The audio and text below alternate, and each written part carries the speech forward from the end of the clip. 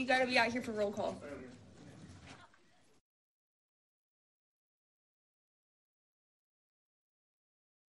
Committee on Elections will come to order. The clerk will call the roll.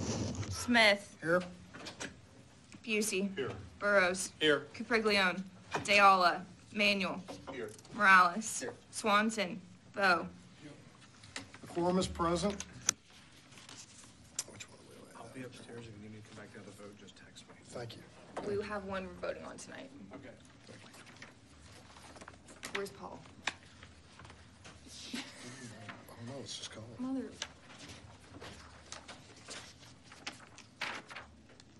Is he in the back? Who's just here? Paul? Dennis Paul? No. Does Busey want to lay out one? It's not working. What's wrong with me? Okay, which one's his? Paul? He's in the restroom. What's my smallest? I'll lay out. I don't even. 477. There you go. You're about to get skipped There we go. Yeah. The chair lays out Senate Bill 1911 and recognizes Representative Paul to explain the bill. Thank you, Mr. Chairman and members. Excuse me, my voice is a little bit hoarser from 25 hours ago, but Senate Bill 1911 increases the penalties for following election crimes: a failure to distribute election supplies from a Class C misdemeanor to a state jail felony, obstructing the distribution of election supplies from a Class C misdemeanor to a state jail felony, and releasing election results before the polls close on election night from a Class A misdemeanor to a Class jail felony.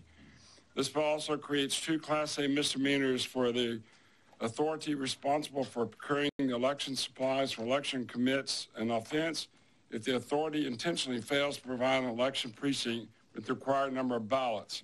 The authority responsible for procuring the election supplies for an election commits an offense if the authority intentionally fails to promptly supply the distributed ballots upon the request of the polling. Members, what this bill is trying to address is the fact that in Harris County, as an example, last election cycle, many of our voting precincts failed to have enough paper to perform their proper election. In fact, at two polling places, or I'm sorry, 4 polling places that were all Republican, they even gave them the wrong size of paper and they couldn't even vote a full ballot. There was numerous locations across Harris County that did not have enough paper. In fact, there was election judges that requested more paper when they picked up their supplies and were denied paper and still didn't have enough paper. Some of them for several hours were not able to have enough paper to vote. And this could be obviously is a incompetence on the part of the election administrators, but what we're trying to do with this bill is to make sure that we clearly state that we're not going to stand for it and we want to stop it. And in fact, current state law already requires that at all polling locations that they have at least 25% more supplies than the previous election cycle. At this election cycle last year in Harris County, numerous places didn't even meet that qualification, and there's no punishment. So we're just asking to increase this so that make sure that we try to stop this, either be through incompetence or malfeasance, and just try to make sure that we have enough supplies there so that people can properly vote. I'll be glad to answer any questions. Thanks, sir. Chair recognizes that Chairman Capriglione is here. Any questions of this representative? Thank you, sir. All right, thank you, and I reserve the right to close. Thank you. It's reserved. The chair calls Lucy Trainer. Lucy Trainer. I show Lucy Trainer here on behalf of herself and testifying for SB 1911 and not testifying. The chair calls Robert Green. Robert Green. The chair shows Robert Green testifying for SB 1911 and not here to testify. The chair calls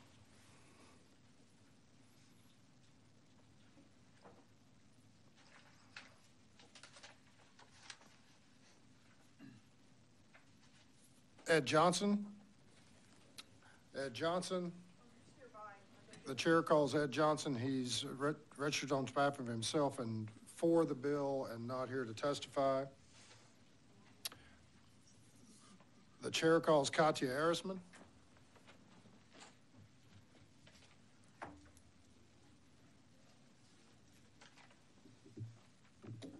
Katya Arisman, you're here on behalf of Common Cause Texas and yourself, and you're against SB 1911. That's true? Still true, and Still very we'll be 4-1 in just a second. You go right ahead. Awesome. Thank you so much. Yeah, our big concern of Senate Bill 1911 is that it's a continuation of the problem and conversations that we've been having for multiple hearings at this point of continuing to be punitive, not productive. The creation of new felony penalties adds threats to election administrators when in principle it doesn't aid the goal of improving the procedural mechanics in administering the elections, like making sure that we outline in the election code more stricter or, a higher threshold of what types of paper resources we should allot, in example, at polling locations, investment, making sure that we have adequate staff, et cetera. Additionally, this adds a problem of creating a recruitment problem in a vacuum that insofar as this bill doesn't exist in a vacuum. The NPR published a survey that 1 in 5 election administrators say that they're likely to quit before 2024, in part because of increasing penalties and threats on their jobs. The Texas Tribune contextualizes this even more to Texas, saying that 30% of Texas election workers have already left their jobs since 2020, including the entirety of Gillespie County elections administrative offices, which resigned due to threats. I think largely we can continue to contextualize that there is a recruitment problem right now because of the worsening environment that it is to administer and run elections, and continuing to add threats of felony penalties not only doesn't solve the problem of resources and allotment, but it also doesn't help when we're going to be preventing people from having institutional memory inside of elections, or recruiting better people to continue to serve in elections, or having new people serve every few years because they just got, investigated for a felony penalty, and now we have to have a new election administrator. So in terms of solving the problem, we don't think Senate Bill 1911 does that, and we urge the committee to vote against it. Thank you, ma'am. Members, any questions? Thank you. Thank you. Ms. Arisman. The chair calls David Weinberg.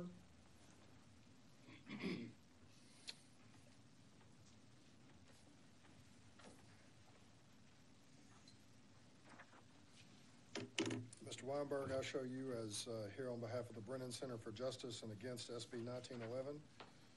Is that all true? That is all correct. Yes, sir. Go ahead. So I'm going to pick up on where Katya left off, but I want to put this bill in a little context. Between this bill and I think House Bill 2860, which passed out of this committee last week, we are creating 1 new Class A misdemeanor and 8 new felonies for election workers. We passed a bill on the House floor a couple of hours ago that would have someone working in early voting work alongside someone who is carrying a firearm for 2 weeks. I don't care whether you run your elections out of the EA's office or the county clerk's office or the city sanitation department.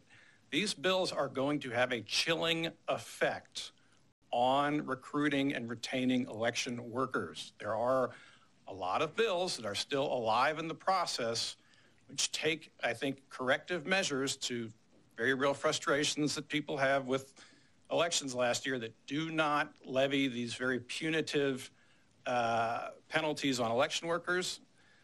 A felony conviction is a very serious thing. If someone makes a mistake and gets that on the record, that could affect their life in a pretty profound way. So we urge you to please not advance this bill. Thank you.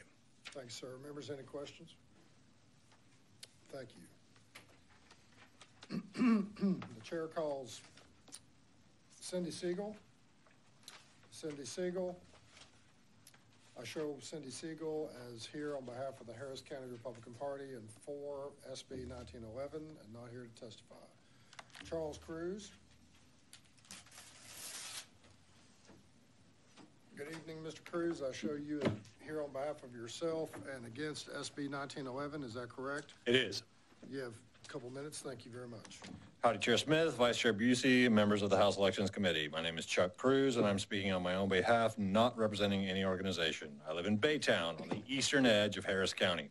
I served as Election Day presiding judge in the 2020 primary, early vote presiding judge in the 2020 primary runoff and 2020 general election, as well as early vote presiding judge in the 2021 joint elections in May and November. Several of these elections suffered from failures in logistics under Clerk Troutman and Clerk Collins in 2020, as well as under Administrator Longoria in 2021. I have previously spoken before Harris County Commissioners Court and Harris County Elections Commission to discuss my continued disappointment in the logistical failures in the conduct of Harris County elections. While I agree that logistical failures in elections need to be corrected, SB 1911, as currently written, will not improve elections in the state of Texas. I'm a retired chemical engineer. Prior to retirement, I spent nearly a decade as a reliability engineer for multiple petrochemical process units. Logistics were a major component of my role as a reliability engineer. I presume you are all familiar with the Space Shuttle Challenger disaster, which occurred because the warnings of engineers were not heeded and were ignored by managers. If you wish to improve elections in the state of Texas, I strongly suggest you learn from the mistakes of the past and listen to the advice of engineers and then take more appropriate legislative action. My advice is to vote against SB 1911. Thank you. Members, any questions? Thank you, Mr. Cruz. The chair calls Valerie DeBill. Valerie DeBill, she's here.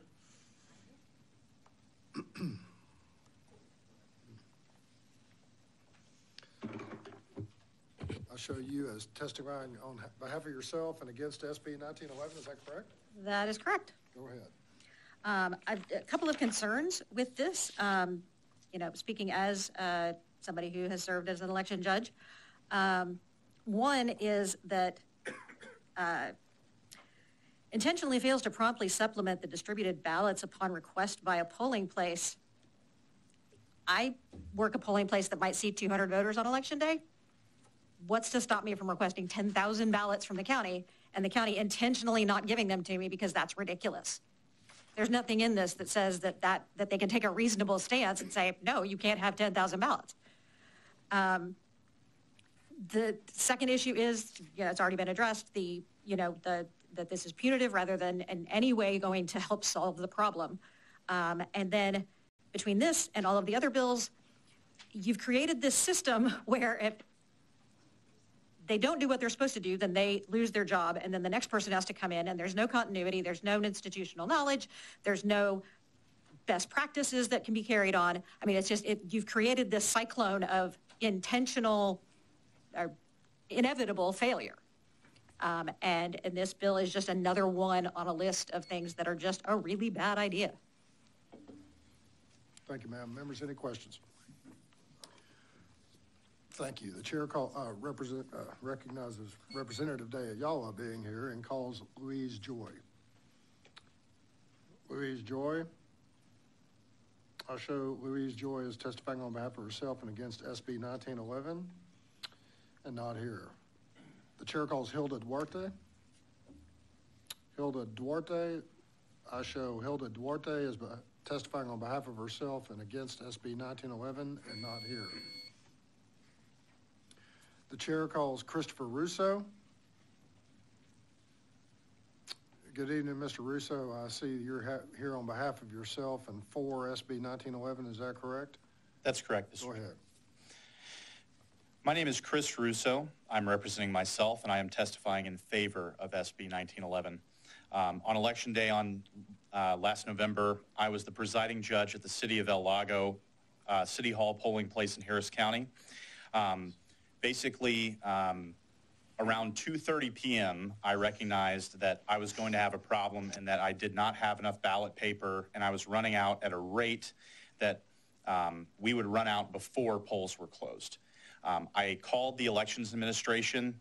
There was a dropped call, and then I was placed on a long hold.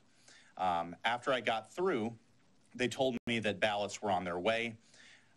They never materialized. I kept calling throughout the afternoon. I kept calling and calling and calling, and around 6 p.m., we finally ran out of ballot paper, and we had to start telling people that we were out of ballot paper. I kept calling the Elections Administration. They kept saying that ballot paper was on its way. It never materialized. I eventually was given ballot paper at 9:05 p.m. Obviously, this is after polls closed. In the interim, I told people that if they stayed in line, they would have an opportunity to vote, but I had no idea when that would happen. Obviously, my case is a direct applicability to this bill. The underpinning of the legitimacy of our government rests upon elections.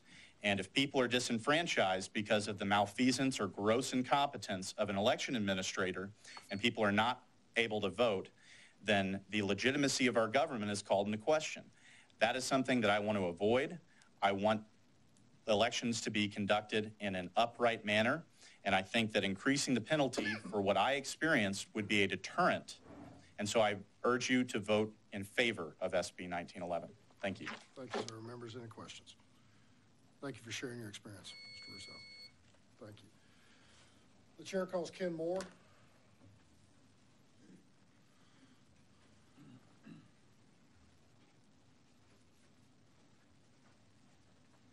Mr. Moore, I see you're here on behalf of yourself and you're for SB 1911. Is that all correct? That is correct. Go ahead. Okay. I was in Commissioner's Court, Harris County Commissioner's Court on the 15th of November in 2022. And you heard from multiple judges the same thing you've heard in here. Story after story, didn't have paper, couldn't get paper, ran out of paper, couldn't get what's going to answer the phone, and it kept going on and on. Now, at the end of this, they had Chris Tatum, who's the election administrator, get up and testify also. And then we had Rodney Ellis, who's one of the commissioners, spend several minutes, conversing with him and praising him and thinking this is a wonderful idea we had to have a commission administrator. Now, in the middle of this, he said, Commissioner Ellis said, in many ways, Harris County elections is the envy of the world. Don't take my word for it. The video is still on their website.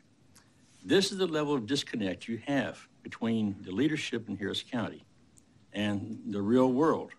And that's precisely why you need a law like this with teeth in it. Any questions? Thank you, Mr. Moore. Members, any questions?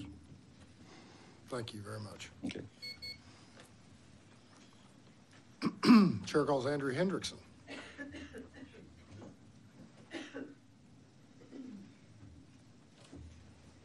Mr. Hendrickson, I show you're here on behalf of the ACLU of Texas and against SB 1911. Is that correct? That's correct. Go ahead. I think I will try to keep this as short as possible, given the long day everyone's had. I just want to hit a few points that haven't been made yet. First, in sections 1 and 2 of the bill, there is a criminal penalty applied to the authority. The authority is a person under 51.003 of the election code, but it's a single person. Most often it's the county clerk, or in the case of an elections administrator county who's taken over, but subject to the approval of the county election board. So if the intentional failure to supply paper, it's unclear on the way the way the bill is drafted now, whether the members of the election commission could also be charged with a crime, potentially a misdemeanor under this case, because the authority is not clearly defined as just that single person. It's the single person plus the approval. I also think, obviously with the points about recruiting EAs and having high quality people to run our elections, that, the felony penalties are problematic. Even though there is a high mens rea standard, with this being an intentionally standard, one malicious prosecution and one that doesn't even result in a conviction is going to have a massive chilling effect on hiring. I also think that, it's worth noting that these are really, really large penalty increases. We're talking going from a Class C misdemeanor to a state jail felony in several of these instances, and a Class A misdemeanor otherwise. No one was charged in Harris County under the current statute, even though it is a low criminal penalty. These are penalties that are already on the books, and none of the cases we've heard about where there were all these ballot paper shortages actually resulted in any charges being filed. Thank you, sir. Members, any questions? Yes. Under the current law, who would have been charged? Well, anyone who was intentionally involved with, in this case, it's three separate statutes or three separate sections of the code where we're raising the criminal penalty. They would have applied to different people in the chain of supplying those supplies. But again, these are penalties that are already on the books, and there were no charges filed. And the reason I ask that is because, you make a point. What are we trying to accomplish, right? And under the current structure, you said no charges were filed. They would necessarily, the person who would file them would be the district attorney in that county, right? So that'd be Harris County, would be the district attorney there, right? Correct, district attorney. And the people that they would be prosecuting under this, if there was an intent element found under the intent pieces, would be those that I think or under the definition authority, right? The authority section is actually not in the, those are the two new penalties that are added in the bill. What I was mentioning where there are 3 penalty increases in the creation of 2 new penalties. It's the 3 penalty increases that weren't charged. And unfortunately, I don't have the section of statute in front of me, so I don't want to. And I don't want to quiz you on that so much. If you knew it, that would be great, but if you don't, I understand. I mean, I didn't expect you to. But I guess the next question is just to clarify this is, you know, we've gone through the Harris County paper issue ad nauseum. We're not going to do that anymore. But like you said, nothing came of this objective failure to provide paper for a number of precincts for a long period of time. That's objective. It's not opinion. It's not speculation. It's objective, and it happened. What are the consequences for doing that over and over again? Well, I think in this case, what we're talking about with these criminal penalties is that no one could establish that there was an intent aspect to this. I mean, intent is an incredibly high mens rea standard. It is the highest of the mens rea standards. And so why there weren't criminal charges filed, I think, you know, there may have been mistakes, there may have been errors that were made, but I don't think in this instance there was any proof that there was an intentional attempt to delay or prevent the delivery of election supplies. And the last question. If there was an intent to do so, you agree that that should be criminally pursued? I don't know that I think, yeah, I mean, I don't see a problem with there being, if you're really talking about a high intent standard and you are actually trying to stop those supplies from being delivered for whatever reason. But I don't know that that means that necessarily means we should raise the criminal penalty from a Class C misdemeanor all the way up to a state jail felony in reaction to what we've heard about in one election cycle. Thank you. Members, any other questions? Thank you. The chair recognizes that Representative Swanson's here. The chair calls Alexei Swirsky.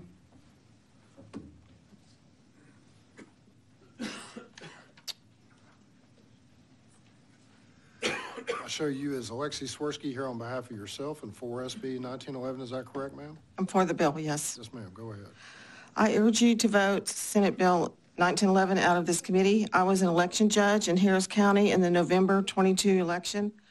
And to back up a previous speaker, I too have heard Rodney Ellis say on 2 different occasions in 2 different Harris County Commissioners Court hearings that the November 22 election in Harris County was the envy of the nation. And to address something brought up by Mr. Diallo, if the DA in a county chooses not to file charges on election violations, there is no court to appeal to, according to the Texas Court of Criminal Appeals under current law. So we really need some teeth written into enforcing these election laws. 121 polls, the vast majority in Republican areas, ran out of paper in November 22 election. There's less than 1% of this chance of this happening in Republican polls in such a large number in comparison to polls in Democrat areas. Voters were turned away without voting and their votes were suppressed. Only a few polls with mostly Democrat voters had paper shortage issues. Even though I am a Republican, I was assigned to be the presiding judge at a Democrat majority poll. I received a text from the Democrat headquarters, which I'm like, where did you get my number? Asking at 2 p.m. asking if I wanted them to bring snacks for the voters waiting in line after 7 p.m. How did they know that the polls would be open late and voters waiting in line? Is that my sign that I'm done? Okay. Yes, we need all the help we can get in enforcing laws because it's not done in Harris County right now at all regarding election law. Thank you. Any questions for Ms. Swirsky? Thank you.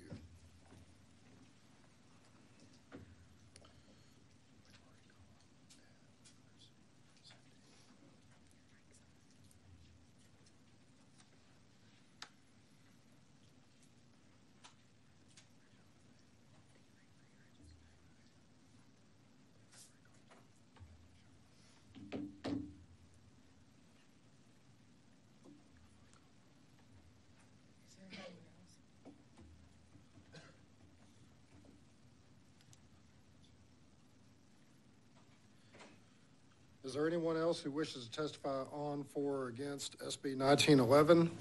Yes, Mr. Chairman. I think I signed up for it to testify. We called you earlier. Did you? Yeah. I had to get here from my house. May I testify? Yeah, Robert, come on.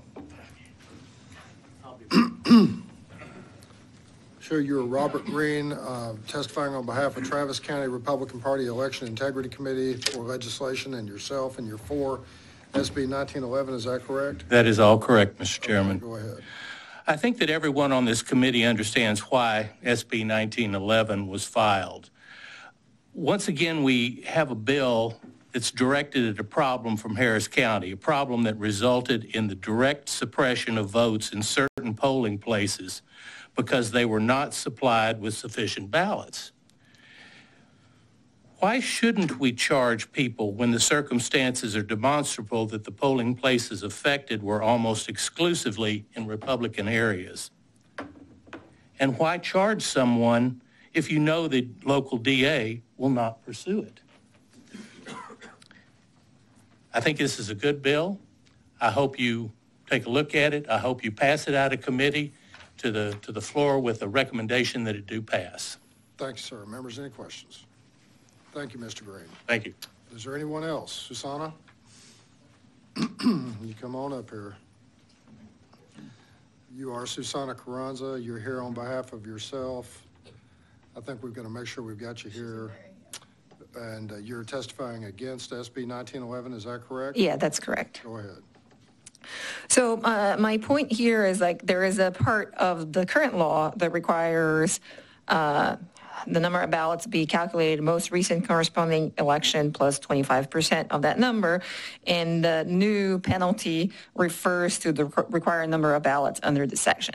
But what happens where there is no comparable election in the comparable site? For instance, when we have redistricting, precinct lines change dramatically. So this bill doesn't allow for any, there is no guidance as there's a penalty if it goes against that, but there's no way to define that. And the same thing with places that are county. So there's what if there's nothing to compare? This bill will still charge that site because you're comparing what to what. So that's. Thank you, ma'am. Yeah. Members, any questions? Is there anyone else who wishes to testify? Ed, come on up here now. We called you earlier. I'm sorry we missed you. You are the Ed Johnson. You're here on behalf of yourself and 4 SB 1911. Is that correct? That is correct. Go ahead. So, what this bill solves is right now there's really no penalty for not following the election code. These election administrators, county clerks, are actually taking an oath swearing that they're going to follow up, but there is no consequence if they don't. So this puts some structure to that to where there is a penalty for not following the oath that they are taking to abide by the laws. That's a problem with a lot of the election code is there's not any penalty if you don't go through with it. Some of the questions that were asked, last one here, on the finding out on the precincts. So every time you have a redistricting, you actually have to come up with who is in precincts get split. You still have to calculate out who is going to be the presiding judge and alternate judge. So there are mathematical formulas that counties use to calculate how many voters got moved to one precinct to the other precinct. They can recalculate that. And they could come up with for the new precinct, what the ratio of paper should be for this bill. That is done every redistricting for who's going to be the presiding judge, who's going to be the alternate judge in that precinct. So those questions are already answered. This and the other one that I heard is, order multiple thousands of pages of paper to be delivered. It says reasonably conduct the election in the polling location in the bill. So you have to have a reasonable amount of paper to conduct that election. And 10,000 pieces is not reasonable. So that would not be applicable to this bill. Thank you. Members, any questions? Mr. Johnson. Thank you. Is there anyone else who wishes to testify on, before, or again? You guys? All right. Russell, y'all come up here. And Lucy, you come up here at the same time. Y'all both come up here. Oh, seriously? All right. Y'all stand right up here. Okay. You are Lucy Traynor. You're testifying on behalf of yourself and your 4 SB 1911. Is that right? Yes, sir. You go right ahead. So during the general election in Harris County, our Protect the Vote hotline received numerous calls with reports of ballot paper missing in various precincts. In addition, we had several calls on missing power cords to power up the computers by election judges. We believe this really, truly contributed to voter suppression and lowered turnout in various precincts.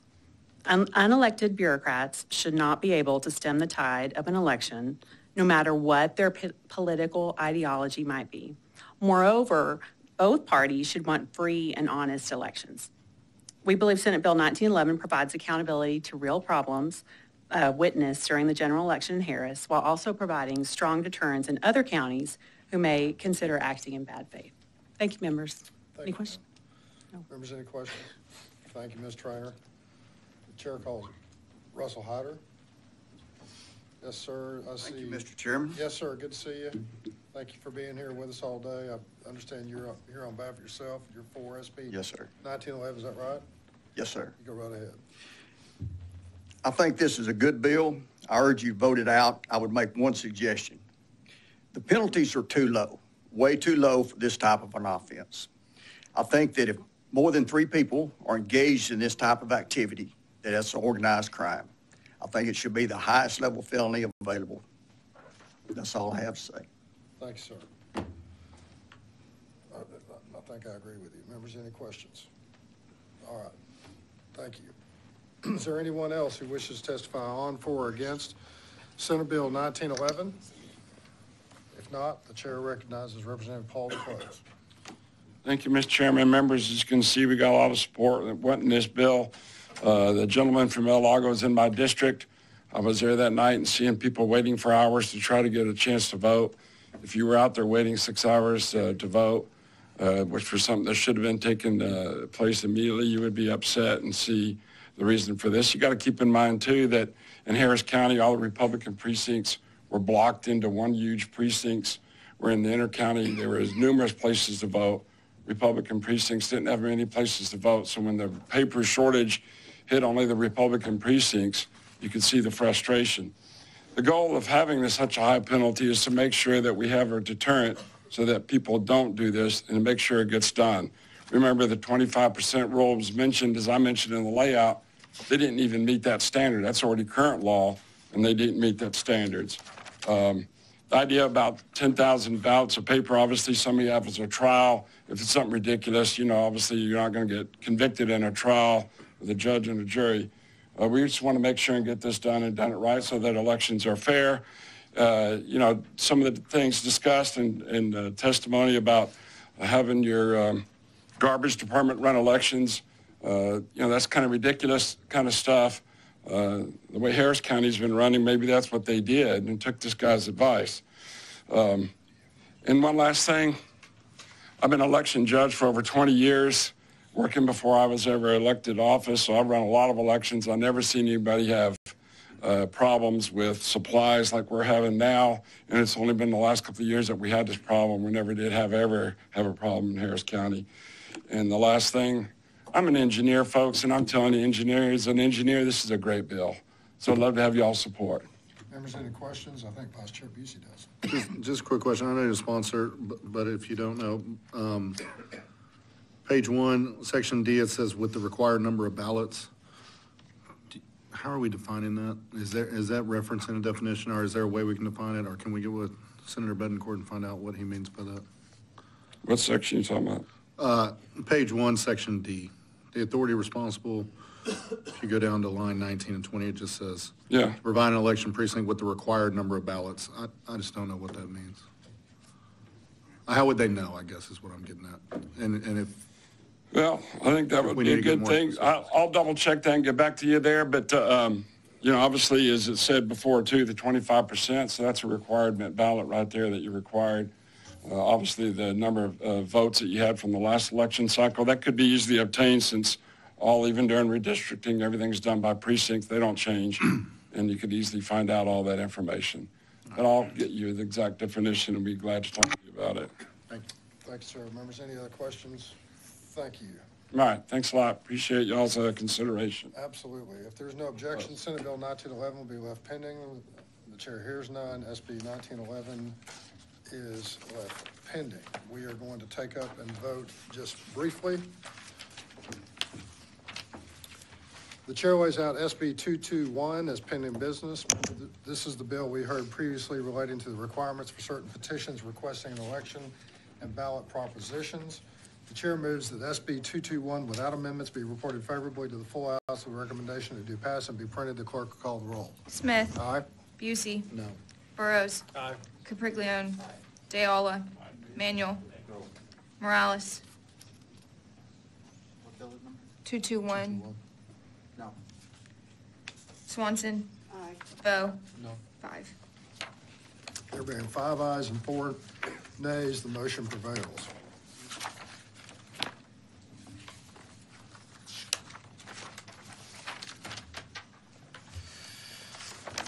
That's it for our voting tonight. The chair lays out Senate Bill 1807 and recognizes Representative Jerton to explain the bill. Thank you, Chairman. Members, I'm here to lay out Senate Bill 1807, which amends the election code to require Secretary of State to order a public official or election official to correct their election violations through written notice. Senate Bill 1807 establishes civil penalties for election officials who fail to conduct their elections according to the Texas Election Code after being advised by the Secretary of State on how to correct the violation. The bill further authorizes the Attorney General to bring action to recover civil penalty imposed by the bill. The bill allows for unintentional errors to be corrected to ensure elections are consistent with the statute, but creates a civil penalty for willful violations of the law. At this time, I'm happy to answer any questions. Otherwise, I reserve the right to close. Thank you, Representative. Members, any questions? Thank you. The chair calls Christina Atkins.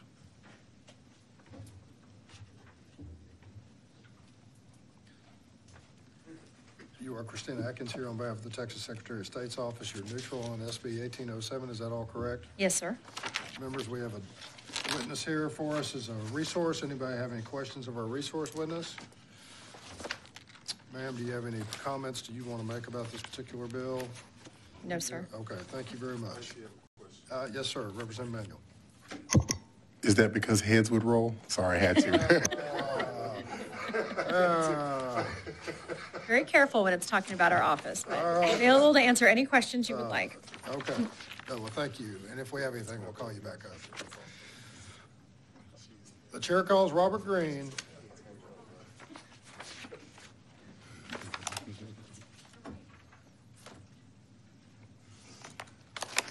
Now, let's, I'm going to admonish everyone that it is almost 10 o'clock. We've heard all the testimony in the world about Harris County. If you have something specific to the pages in front of me with regard to SB 1599 or 1807, that'll be great. 1807. But if Yes, sir. not, then I'm not going to hear it. You want to do your spiel? Go ahead. My name is Robert Green. I am the chair of the Travis County Election Integrity Committee for Legislation, and I'm going to repeat something that I've repeated on several of these bills. That You're also here on behalf of yourself? Yes, I am. Yes, I am. You're for SB I'm for 1807. 1807, yes, sir. And I've repeated it a couple of times, but I think it's important to emphasize it again whenever we're dealing with penalties. Without significant penalties for significant violations, what benefit is any law? And prosecution of violations by the AG in this bill is authorized. In so many cases since that decision by the appeals court that took away the AG's authority, this at least will put some teeth back into it and permit the Attorney General to take the case forward and file charges. So with that, if you have any questions, I'll be happy to answer. Thank you, Mr. Green. Members, any questions? Thank you so much. Thank you. The chair calls Valerie DeBill.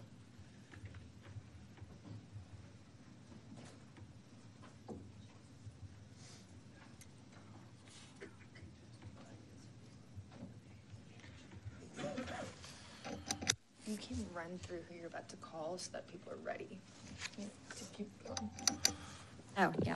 Ms. DeBill, you're here on behalf of yourself and you're against SB 1807, is that correct? That is correct. What in particular do you have that you're against on SB 1807? In this particular case, it's the vagueness of who is allowed to raise concerns. I mean, it literally just says if anybody tells the Secretary of State there's a problem, they have to investigate it. And that seems like an extreme risk to take with the resources. Okay. Members, any questions of Mr. Bill? Thank you very much.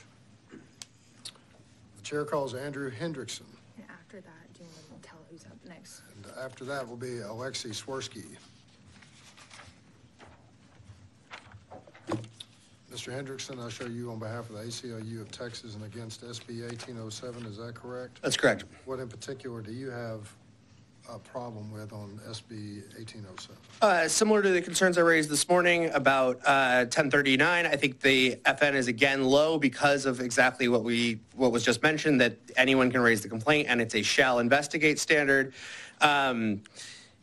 Also, I just think it's problematic with this bill that there is a time frame in which the problem has to be remedied, and then the penalties kick in if it's not remedied after that.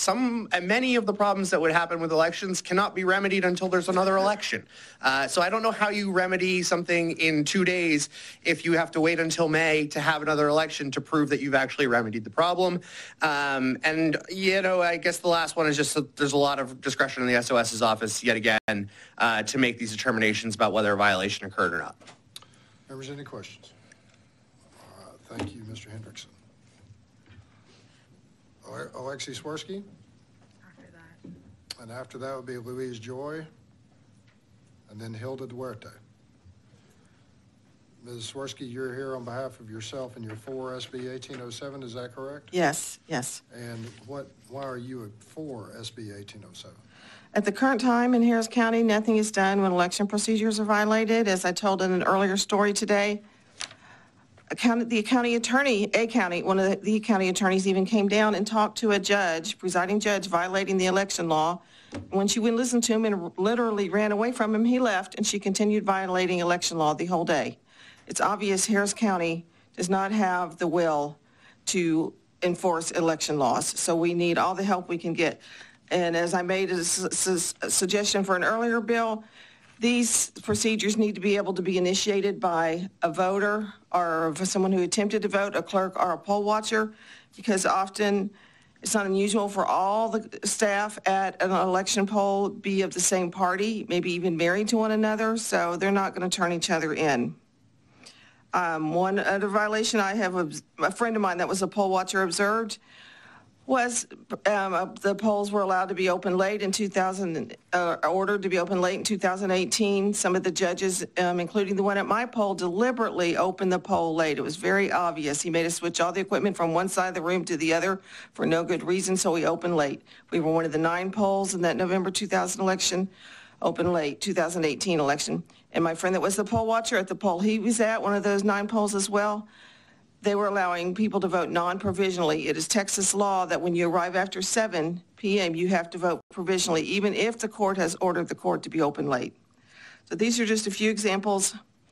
There's nobody enforcing election law in Harris County, and we need stiffer penalties and stiffer rules to make this possible. Thank you, Madam. Members, any questions? All right. Thank you, Ms. Swirsky. Chair calls Louise Joy.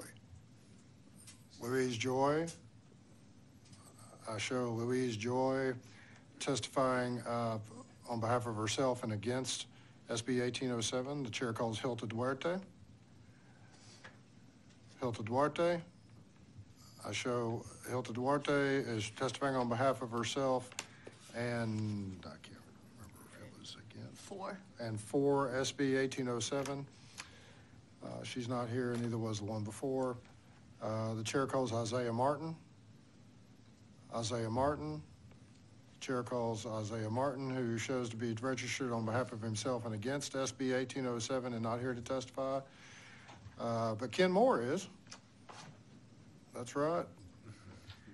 And Mr. Moore is showing here, good to see you, as on behalf of yourself and for SB 1807. Is that all right, Mr. Moore? That is correct, sir. You go ahead. And may I also give you my solemn pledge that I should not mention Harris County one time in this testimony. Oh, my.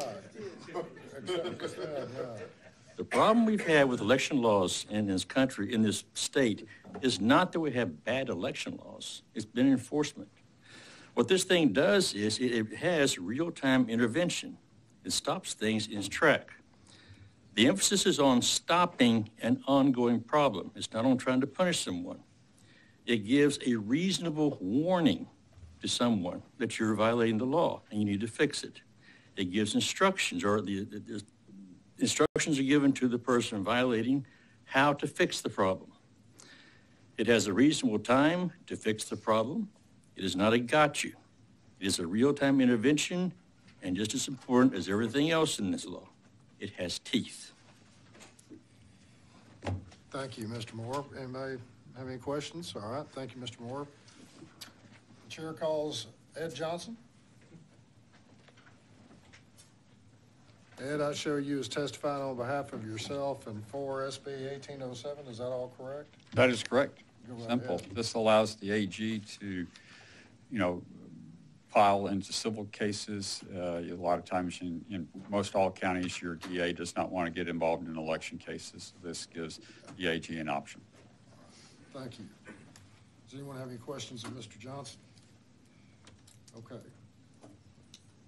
Is there anyone else who wishes to testify on, for, or against SB 1807?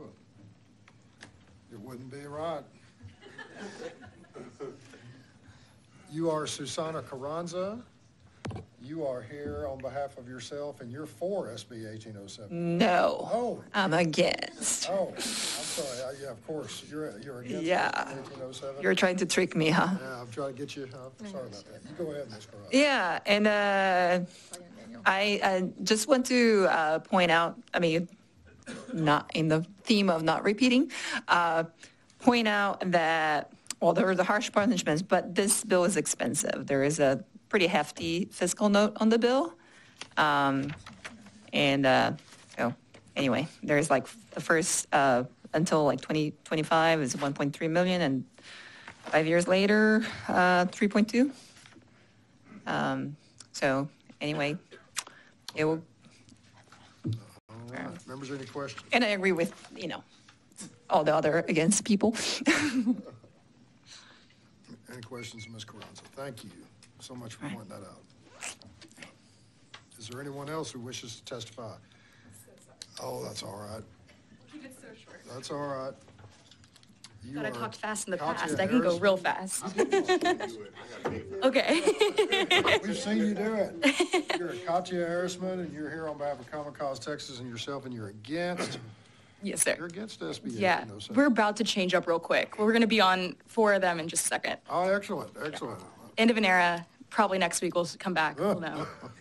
Better not be next week. That'll be a good tweet about it. All right, go ahead, Ms. Harrisman. Thank you so much. I want to just kind of jump in on 2 things. I think one point is kind of extended from the last bill that we just talked about. This bill with continued civil penalties is too much stick and not enough carrot. We haven't really seen enough investigation and enough investment into, allowing for election offices to have the resources to do the innovation that they want. Additionally, I think this would, intimidate from innovation for local election administrators or public officials, given the expressly authorized section of the code. It has a really wide array of what could be applied under not expressly authorized, including adapting or changing the election code provisions. So this could mean, election officials might be wary about doing something like a wait time tracker because it's not expressly authorized in the code, but it is something that, voters are now come to expect, even though it's not in the explicit line of the code. The last thing that we wanted to point out, just kind of jumping on Susana's testimony, Dr. Susana's testimony, is the fact that the, 1.5 million underestimated fiscal note with the civil penalties is not going back into election administration allotments. One thing that we would recommend if there is going to be a committee amendment is the potential dedicated fund to go into election administration instead of just the general revenue. So that way, if our problem is investment in elections, then we actually put the money from the civil penalties into election investment. That's it. Sorry if that was too fast. Oh, that was great. Thank you. Any questions of Ms. Harrisman? Thank you. Thanks. 2 more. Is there anyone else who wishes to testify on, for, or against SB 1807? If not, the chair recognizes, is it Chairman Jatan? Whatever you want. Chairman I will Jatan answer. to close on SB 1807. Thank you, Chairman, members. Appreciate the opportunity to lay out this bill. I'll spare you any more commentary and close if there's no questions. Have any questions? Thank you, sir. Thank you. Appreciate you for hanging in there with us all day. Which one do you want to do first? Up to you. $15.99. Sure. The chair lays out, that's right. If there is no objection, SB 1807 will be left pending. Thank you. The chair hears none, and SB 1807 is left pending. The chair lays out Senate Bill 1599 and recognizes Representative Busey to explain the bill. Thank you, Mr. Chairman. Members, this is a bill, another bipartisan bill I'm working on with Senator Hughes. I appreciate y'all giving me the privilege to lay out Senate Bill 1599. This one makes several changes to absentee voting to improve procedures and standardize processes, including regarding actions taken by the early voting clerks, early voting ballot boards, and signature verification committees. It would also ensure voters are better able to correct any technical defects with their applications to vote by mail or their ballots by mail, to ensure that every legal vote counts, as well as improve access to the ballot by mail tracker. Specifically, it addresses the following matters. It requires that unvoted mail ballots returned to the polling place be stored separately and accounted for. It changes the timeline for when early voting ballot boards may meet to ensure adequate time to complete their duties and equality between counties. It allows a voter to correct defects with an application for a ballot by mail as opposed to just their ballot. It standardizes the process for correction between clerks, ballot board, and signature verification committees, reducing confusion, creating efficiency, and ensuring uniformity between counties. It switches address for date of birth to ensure more voters can more easily access the online ballot by mail tracker.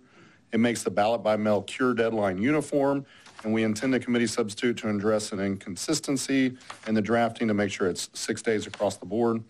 And it clarifies signature verification processes. I know we have some witnesses. I respectfully request a right to close. Members have any questions of the Vice Chairman? Thank you. Thank you, and I'd invite you to ask any questions of witnesses that come up. Okay. I call Christina Atkins.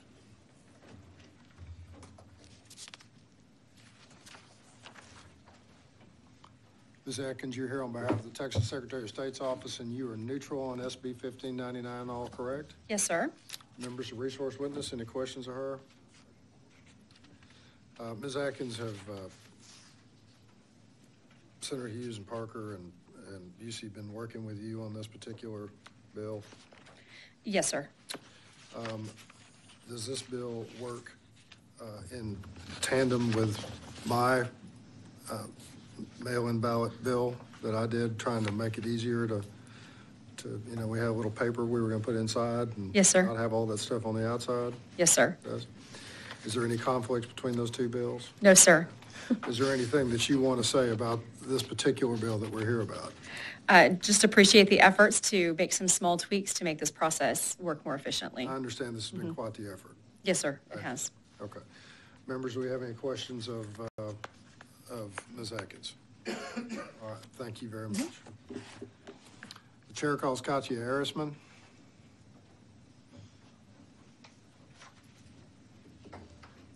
Ms. Arisman, I show you as here on behalf of Common Cause Texas and yourself, and you are against SB 1599. The one change, we'll be right there. What's changed? The 2 to 6 day rule. We didn't get the committee sub, and we understand that it's in the works. But assuming 2 to 6 days is fixed in the cure period, so it's standardized with military voters and the other parts of the election code where mail-in ballots can come in and have time to cure, we would really appreciate this bill. Okay. Members, any questions? All right. And so you're still against it, though? We will be for it. That's the one thing to get us for it. We're against the bill as written. We're for the committee sub. All right. Thank you. Members, any questions? Thank you. Chair calls Robert Green.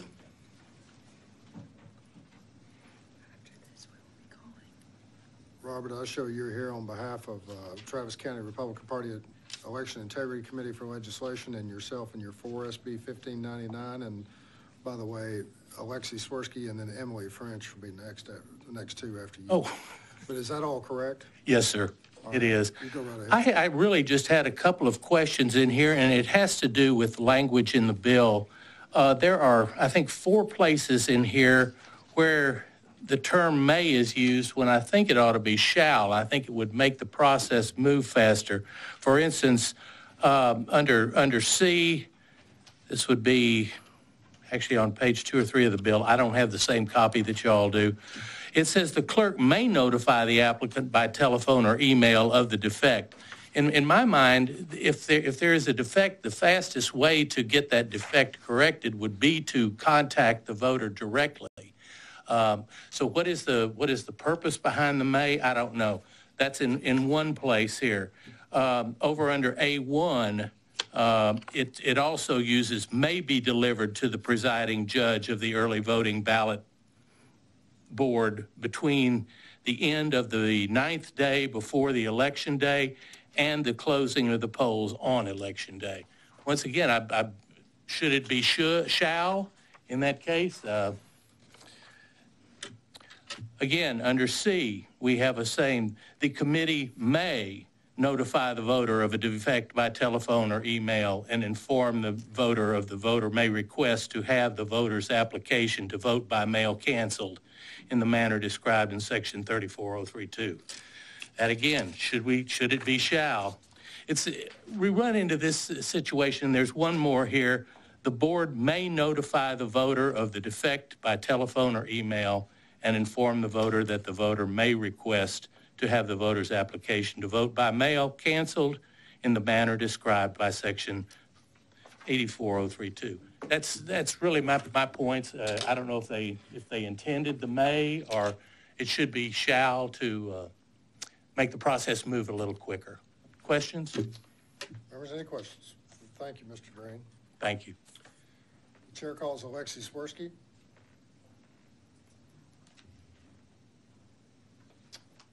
Ms. Swirsky, I see you're here on behalf of yourself and you're for SB 1599, is that correct? Yes, I don't understand all the details, but hopefully they'll be written in a manner to ensure the law is followed. In the Harris County November 2022 election, at least 21 races were decided by 9,000 votes or less. 11 races such as Texas State Senator, Representative, and County Commissioner, and 10 judicial races. There are approximately 9,000 more mail-in ballots counted than were mailed out. This was more than enough to affect the outcome of these races. Considering that many legitimate mail-in ballots aren't even returned, that's even more than 9,000 fraudulent votes. There has been no explanation of this huge discrepancy. There should actually be a law that when more mail-in ballots are counted than were mail out. Ma'am, we're just trying to fix what we got here, and I appreciate your point. Is there something about this particular bill that you have an issue with? Or that you, tell us why you're for SB 1599.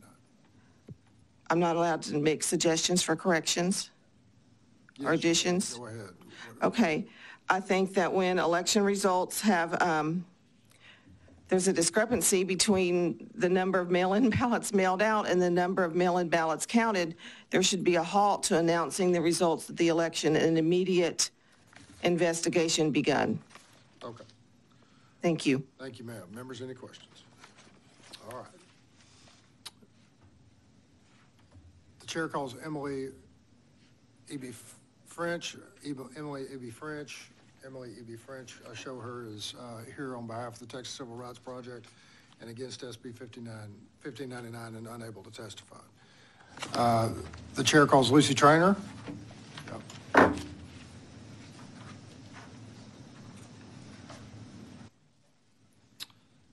Show you're here on behalf of yourself and for SB 1599, is that correct? Yes, sir. Go right ahead. During the general election, we heard from several of our trained workers and poll watchers in multiple counties, so not just the unnamed county, that workers were only looking at the numbers and not checking the signature of the voter to make sure it's connected with the voter. Even when a concerned citizen, either working at the polling location or watching the process as a poll watcher, spoke up to the presiding judge with concerns, they were dismissed, particularly in our urban counties. We believe this bill helps verify the identity of the voter and ensures that our mail-in ballots are more secure in the process. Thank you, ma'am. Members, any questions? Ms. Trainer. Chair calls Ed Johnson.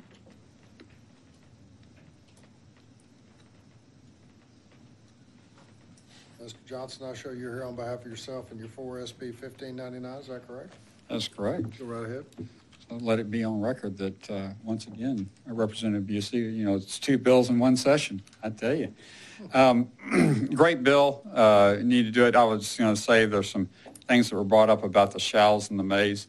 If you made it a shall, on the phone numbers and emails. You don't have the phone number and email for all applications or ballots being mailed in because that is not a required field on the application. So you may not have it, and then you're going to put the election administrator or the clerk in a tough spot. They don't have the information to contact them. Also, when you deliver these to the ballot board, when you give the ballots and applications to the ballot board, deliver it to them, you can no longer fix them. So that stops the curing period. So there is a good reason why that you don't have that immediately or push it or say shall, because you want to try to fix as many of these. This bill does a good job in helping fix these problems. You know, if you're on suspense, if you move, you're on suspense, moved to a nursing home, and you had to fill out a statement of residence, you didn't include it. This bill is giving you time to get that voter to get that statement of residence so the ballot can be counted. So this is a great bill in helping count valid ballots that are being cast. Thank you, sir. Members, any questions? Mr. Johnson, appreciate you. Lots of positive stuff going on here. Let's keep the positive rolling here. Hilda Duarte? Hilda Duarte? I show Hilda Duarte is testifying on behalf of herself and 4 SB 1599. She's not here to testify. Chase Bearden? Chase Bearden. I show Chase Bearden is here on behalf of the Coalition of Texans with Disabilities and himself and 4 SB 1599. Is there anyone else who wishes to testify on, for, or against SB 1599? If not, the chair calls Vice Chair Busey to close. Thank you, Mr. Chairman. I appreciate that we almost have a bill that would get the people on both sides of the Harris County conversation on the same bill. That's right. We will do the 6-day thing. That's going to be in our committee substitute. I have a note here specifically around the shall and on page 3 with the phone and email. I concur. It was written that way because we may not always have it, but we will make sure we have the right language to make sure it does get done when available. Okay. And with that, I close. Members, any questions? One quick one. Yes, sir. Yeah. Just to consider, and I don't know it as well as you guys do, just a thought, that if you have that information, shall, if available, shall, Mm-hmm. you can still use the shall. I don't know if it helps, but just a suggestion. Absolutely. And I'll get with Senator Hughes and Secretary of State's office and make sure we get it right. Thank you, Mr. Chairman. Thank you. The only thing I'd say is that you need to get some glasses like Representative Dayal and I have. Mm-hmm. I know. I mean, I'm clearly, jealous. these are good looking. That's right. Do they come in blue? They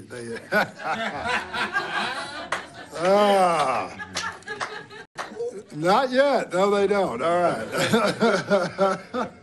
But thank you. If there's no other smart comments or objections to SB 1599, yes, sir. I'd like you to get purple glasses, both of you. All right, you guys. It's getting late at night here, I'm telling you. If there's no objection, SB 1599 will be left pending. The chair hears none. SB 1599 is left pending. And for our last episode of the season here, of the evening, I mean. Okay. Don't get me too excited there. The chair lays out Senate Bill 477 and recognizes Vice Chair Busey to explain the bill. Thank you, Mr. Chairman and distinguished members of the Elections Committee. I want to thank you for the privilege to lay out Senate Bill 477. This is a framework to improve access to the ballot box for voters with disabilities in Texas, including voting in person, curbside voting, and ballot by mail. This bill comes out of testimony we have heard in this committee the past few sessions, as well as meetings we sought with stakeholders and issue experts over the interim during 2020 interim. Senate Bill 477 would require people with mobility impairments or health conditions be given priority to cast their ballots and require that notice of this priority be posted at each polling place entrance. It requires the designation of 2 parking spots for curbside voting at each polling place, clearly marked with a sign as being used for this purpose. It requires early voting clerks to post an application for a ballot by mail on their website that is fillable, PDF, or otherwise able to be completed before printing. And it requires all procedures and accommodations for a voter with disabilities to be posted in an accessible manner on the county clerk's website. I know we've worked on some of this legislation a la carte already. This is a bill to do a lot of this in one, and I think it's a great bill that we worked on a long time, and I respect the right to close. Members, any questions? Vice Chair, does this have any dovetail or conflict or with Representative Hernandez's or Gonzalez's bill? Yeah, it is slightly different around the parking spaces, and we've been meeting with Senator, Governor's office to make sure we get it right, and Secretary of State's office. So whether that's a committee sub to match the language that is already passed or figuring out the right fit, we'll do that. Obviously, I was a joint author of that bill and supported that a long time. So it's not to be in conflict. It's just to figure out this has just been something we're working on for a long time. But we will do what needs to be done to move this bill forward. Members, any questions? Thank you. Thank you, Mr. Chairman. Chair calls Ed Johnson.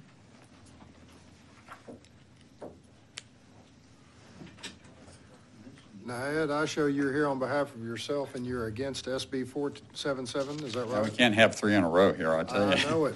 I know it. You know, the bill is great, except I still have problems with the parking places. I believe you're putting a requirement on the election judges that are already super busy on setting up a polling location and ensuring all that right to now have to go out and make ADA parking places, 2 additional ones. Every polling location by state law now has to have already handicap facility parking places.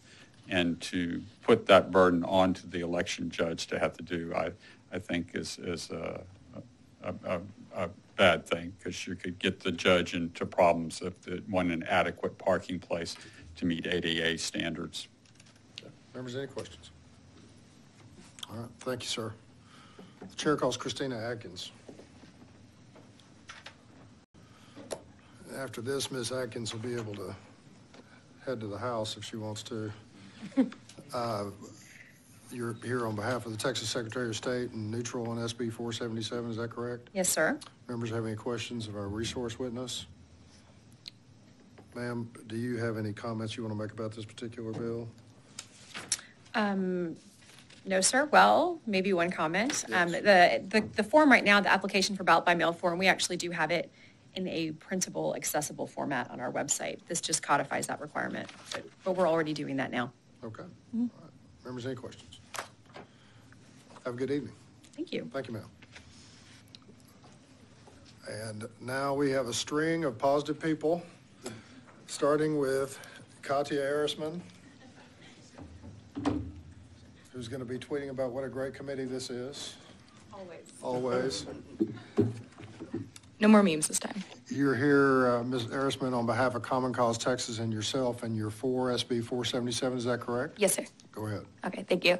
Yeah, we wanted to mention Common Cause Texas represents over 50,000 members across the state, and we manage our volunteer component of the Nonpartisan Poll Monitor Hotline, which is kind of the basis of this testimony. Many of our questions come from voters that are asking how to use curbside voting, waiting hours for a parking spot to open up, or unsure of how to call a worker to come out and service the voter that's waiting. So we just wanted to kind of use this to contextualize the importance of this bill. This year alone, our post-election report that came out in January cites that compliance issues with curbside voting was the most popular question called into our hotline in over 10 counties. Curbside voting is already mandated by the election code, and that part, is I think largely one of the parts of the bill that we really wanted to elevate and support. But partners at our organizations have already sued in the past, and in 2019 talked to counties about not having adequate signage or parking place allotments, and required the Secretary of State to provide that guidance and signage that counties could print out and use.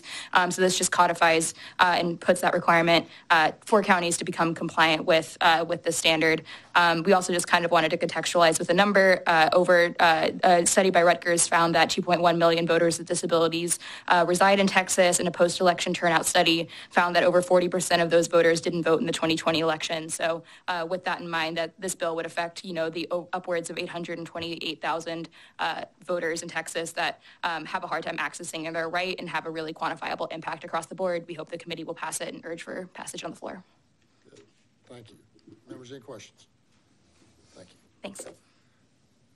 Valerie DeBitt, did you? I'm sorry, did somebody else? Yeah.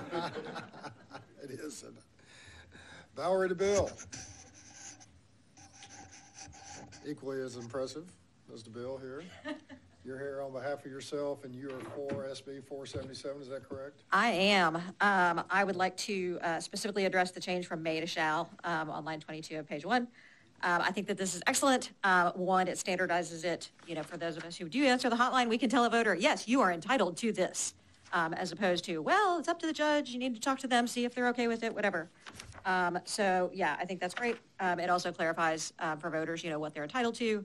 The signposting is also excellent. So. Members, any questions? Thank you. The chair calls James Slattery. Mr. Slattery, you are James Slattery here on behalf of the Texas Civil Rights Project and 4SB 477. Is that all correct? That's right. Thank you. Go right ahead. Thank you. As you've heard from my colleague Emily E.B. French many times, I think by now, TCRP helps run the nonpartisan election protection hotline 866-OUR-VOTE. Every election, we get hundreds of calls on this issue specifically from voters with disabilities who are trying to cast a ballot, including many reports from voters from across the state who report trouble with curbside voting access. For instance, many voters in Texas do not know that curbside voting exists and must be offered at every polling place because there is insufficient signage about it outside of polling places. In addition, we've heard from many voters who struggle to find the appropriate parking place to vote curbside. SB 477's requirement that 2 spaces be reserved for parking for curbside voters and that such space must be visibly marked with signage would both help inform voters of their right to vote curbside and make it more accessible. Curbside voting is a critical aspect of disability access in Texas, and this bill would make it easier for voters who need curbside to be able to use it, and we urge you to report the bill favorably. Thank you, sir. Members, any questions? We're glad to have you, but do you tell Ms. French that we missed her too, so. I'll convey the message. Yeah, please. It would have been nice to have her for a bill, tell you the truth. I mean, just saying. I swooped in to take that from her. Yeah, good for you. Thank you, sir. Thank you. Is there anyone else who wishes to testify on, for, or against SB 477? It wouldn't be right. That's right. Dr. Carranza. I have to close on a positive note. You're not against this bill? No, I'm for this bill. Okay, you are Susana Carranza. You're here on behalf of yourself, and you are for SB 477. Is that correct? Yes. First, I like that this bill recognizes there are many types of disability and addresses multiple ways to give access to voters. And as you know, I like to make voters' life easier. But I also like this bill as an election early voting deputy and as an election judge, because by clarifying the languages and establishing that you're putting signage to make clear to all the voters in line who can have access, who can be given priority, it removes any conflicts or any, distrust, because it says, you have to give priority to certain folks, like if they have difficulty to get there. So it makes the life of the judge and the deputy a lot easier because it's clear, and it's great that he mentioned all entrances because there are many polling places that voters might arrive from multiple doors. And it's very helpful to be clear, and it's very helpful to recognize that voters need different types of access. Thank you for the bill. Absolutely. Thank you, ma'am. Members, any questions of Dr. Carranza? All right. Thank you very much. Is there anyone else who wishes to testify on, for, or against 477, SB 477? If not, I recognize Vice Chair Busey to close. Thank you, Mr. Chairman and members. One of the things we're doing, we agreed, Secretary of State has a good fillable web form. We want this to be on all the county pages as well, so whether you're looking at the state page or the county page, you can find those forms. That's one of the things we do. I even heard that other than one of the 3 sections, Ed Johnson would be with me, so we're almost there. Hey, all right. And with that, I close. Thank you. Members, any questions? Thank you, Mr. Chairman. Yes, sir. If there's no objection, SB 477 will be left pending. I hear no objection. SB 477 is left pending. Folks, I think that is all that's on our agenda. Is there any business, any other business?